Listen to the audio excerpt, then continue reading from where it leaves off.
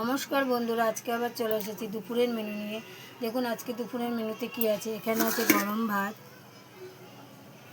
আর আছে সাথে টক ডাল। টক ডালটা করেছি আম দিয়ে, মুসুরির ডাল। টক ডাল খেতে কে কে বন্ধুরা পছন্দ করেন সেটা কমেন্টে জানাবেন। আর আছে সাথে ভাজা, ভাজার মধ্যে আছে উচ্ছে ভাজা আর কাকুল ভাজা।